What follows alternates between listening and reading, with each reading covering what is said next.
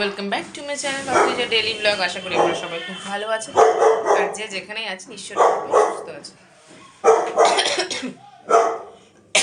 আজ তো রবিবার, আজকে আমি আবারও টিফিন করিনি, আর এখানে কাজ হচ্ছে তো ঘর তোর প্রচণ্ড নোংরা হচ্ছে, বারবার পরিষ্কার করতে করতে সব তোর লোকজন যাচ্ছে তো ও চিৎকার করছে, ওই জন্য ওর বাবা আবারও পরোটা কিনে নিয়ে এসছে।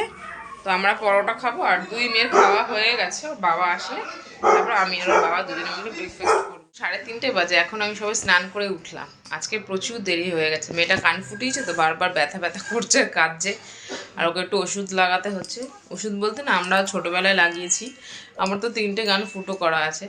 তো আমি জানি যে লঙ্কার মধ্যে তেল দিয়ে গরম করে লাগালে না ব্যথা খুব তাড়াতাড়ি কমে যায়, কানে ব্যথা। তো ওইটাই বারবার করে করে লাগাচ্ছি। আর এখন আমি একটু ভাত খেয়ে নেবো, আর আমার বড় মেয়ে খাইনি, ওর থালাতেই খাবো।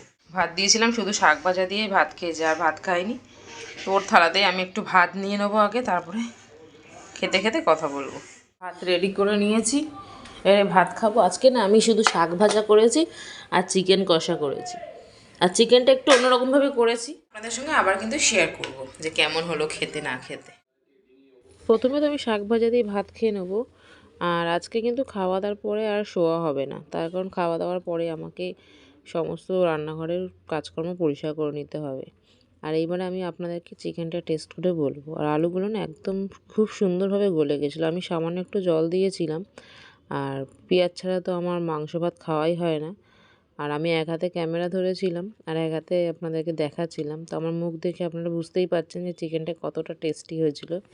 তো অবশ্যই যদি এর পরের বারে আমি আবার এরকম চিকেন করি, আমি রেসিপিটা আপনাদেরকে শেয়ার করব। আর সত্যি বলতে কি খেতে খুব ভালো হয়েছিল, আর আমি এটা ফার্স্ট টাইম করেছি, নেক্সট টাইম করলে অবশ্যই আপনাদেরকে কিন্তু আমি শেয়ার করব। আর রান্নাঘরে কাজকর্ম এবারে সেরে নিতে হবে। সমস্ত কাজকর্ম করে নিয়েছি, এবার একটু রেডি হবো, তারপর বেরাবো। কিন্তু আমি এখনো ব্রাশ করিনি, ব্রাশ করবো। আমার ছোটো মেয়ে উঠে গেছিলো, বিছানায় টয়লেট করে দিয়েছে বলে। তো এবার আমি ব্রাশটা করে নিই, তারপরে আমি রেডি হব। দুই মেয়েকে রেডি করে নিয়েছি, আর আমরা এখন রেডি হয়ে গেছি। তো আমরা যাবো এখন বন্ধুর বাড়িতে, যেখানে আমার বর, এই যে আমিও একটু রেডি হয়ে গেছি। চলুন আমার বন্ধুর বাড়িতে যাবো। আমার বন্ধুর আজকে অ্যানিভার্সারি, ওকে একটু সারপ্রাইজ দেবো। নাম গাড়ি থেকে নাম, কেন ওখানে দিদি বসবে, নাম নামো। তো আমরা বন্ধুর বাড়ির কাছাকাছি চলে এসেছি। তো তার আগে একটা কেক কিনে নেবো। আমার শাড়িটা না, ওখানে একটা সাইকেল ছিল, ওখানের মধ্যে আটকে গেছিলো, ওটাই আমি দেখছিলাম। আর আমার বড় মেয়ে ভিডিও করছিল, ওই জন্য একটু ঘোলা ঘোলা মতন হয়েছে। বাচ্চা মানুষ তো যতটুকুনি পেরেছে ততটুকুনি আপনাদেরকে শেয়ার করেছে। এরপর আমরা কেকের দোকানে একদম চলে যাবো। আমার ছোটো মেয়ে তো কেক দেখে এই কেকটা নেবো, এই কেকটা নেবো, সেই কেকটা নেবো করছে। তো আমি যে কেকটা নিয়েছি আপনাদেরকে দেখাচ্ছি। কেকটা হচ্ছে ওই যে হালকা হালকা পিঙ্ক পিঙ্ক সাদা সাদা, ওই কেকটা আমি নিয়েছি। আর ওরা বলছিল যে টাকাটা খুচরোই দেবেন, সেই জন্য আমি খুচরোটা বের করে নিচ্ছিলাম। আর আমার ছোটো মেয়ে সমানে কাচের মধ্যে হাত দিচ্ছিল, ওদের ওই মেয়েটা বলছিল যে কাচের মধ্যে হাত দেবেন না, পুরো দাগ হয়ে যায়। আর বাচ্চা মানুষ তো যতই বলছি তত কিন্তু শুনছে না। এরপরে আমি দুই মেয়েকে নিয়ে চলে গেলাম বন্ধুর বাড়িতে। বন্ধু শ্বশুর বাড়িতে রেখে ওর বাপের বাড়িতে যাচ্ছিলাম, ওকে একটু সারপ্রাইজ দেবো বলে, কেননা ও জানে না। আর ওদেরকে, আমার মেয়ে না, ওদের বাড়িতে একটা ডগ আছে, ওই ডগটাকে দেখে খুব পছন্দ করে ও, ডগটা খুব ভালোবাসে। এদিকে আমি বন্ধুর বাপের বাড়িতে চলে এসেছি। ঢুকে আমি একটা ব্ল্যাকিকে দেখলাম, আর ও দেখুন আমাকে দেখে কীভাবে সারপ্রাইজড হয়ে যাবে। ও কিন্তু জানেই না যে আমি এসেছি, ঘরে ঢুকেও গেছি জানে না। লাইটটা জ্বালিয়ে যখন দেখছে তখন দেখছে আমি চলে এসেছি। আর আমার বন্ধুর বোন না প্রচুর মাছ পুষেছে। পপোলা পপোলা বলে, পকোড়াকে পপোলা। এই যে মাছগুলো কত সুন্দর, আরও মাছ ছিল, বড় হয়ে গেছিলো বলে ওইগুলোকে বিক্রি করে দিয়েছে। আমাকেও একটা মাছ আজকে দিয়েছিল, কিন্তু আমার বর নেয়নি। আগের বারে আমার ননদের বর আমার বড় মেয়েকে মাছ দিয়েছিল, সেই মাছগুলো যতই যত্ন করে রাখতাম না, ওইগুলো লাভ কেটে কেটে পড়ে মারা গেছে। আর এবার ওরা একটু প্রার্থনা করবে। ওরা যেই গুরুদেবের দীক্ষায় দীক্ষিত সেই গুরুদেবের আগে প্রার্থনা করবে, তবে কেকটা কাটবে। गुरु माता सुदीक्षा सविंदर हरदेव जी महाराज की जय। जय जय निरंकारी राज माता गुरु वचन अवतार की जय। एक तू ही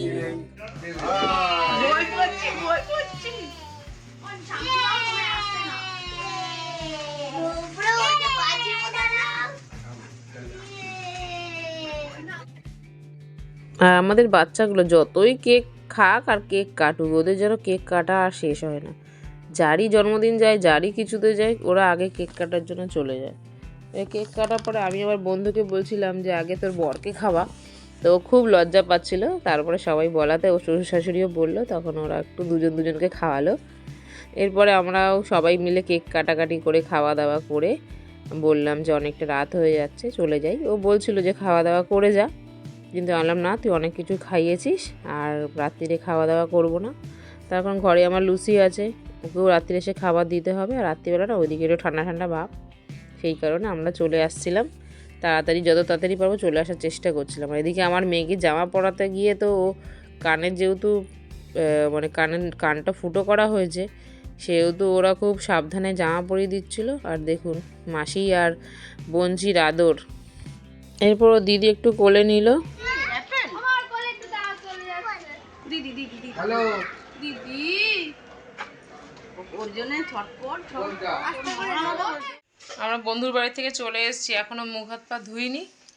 ভাত বসাবো, শুধু ভাত করলেই হয়ে যাবে। ও বলেছিল ওখানে খেয়ে দিয়ে আসতে, কিন্তু আমি বললাম না, আর খাওয়া দাওয়া করবো না, অনেক রাত হয়ে যাবে। ওদিকটা বেশ ঠান্ডা ঠান্ডা ভাব আছে। আর আমি আমার মেয়ের টুপি নিয়ে যাইনি, ওর কান ফুটো করেছি।